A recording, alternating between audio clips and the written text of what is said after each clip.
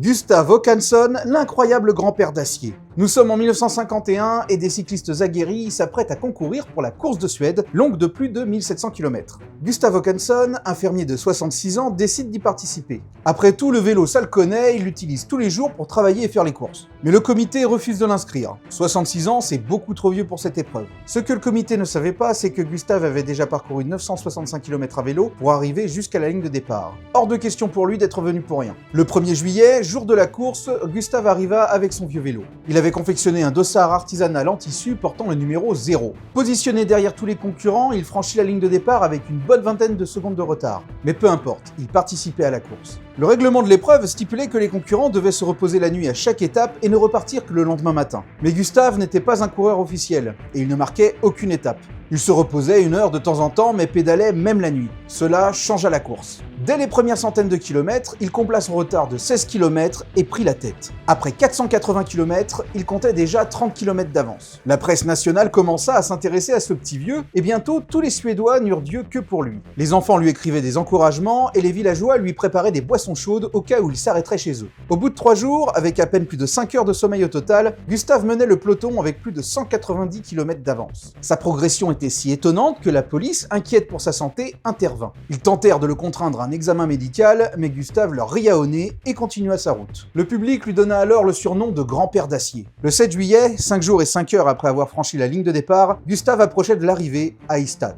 Une foule immense s'était amassée, prête à acclamer celui qui allait arriver en tête. Au détour du premier virage, le vieil homme apparut, légèrement voûté, pédalant avec peine sur son vieux vélo. Il venait de subir sa première et unique crevaison à moins d'1 kilomètre de l'arrivée. Gustav descendit de son vélo, marcha un peu, puis remonta en selle juste avant la ligne d'arrivée qu'il franchit tranquillement à 14h15. Il gagna avec une journée complète d'avance sur tous les concurrents officiels et Gustav devint une légende suédoise. Il mourut en 1987 à l'âge de 102 ans.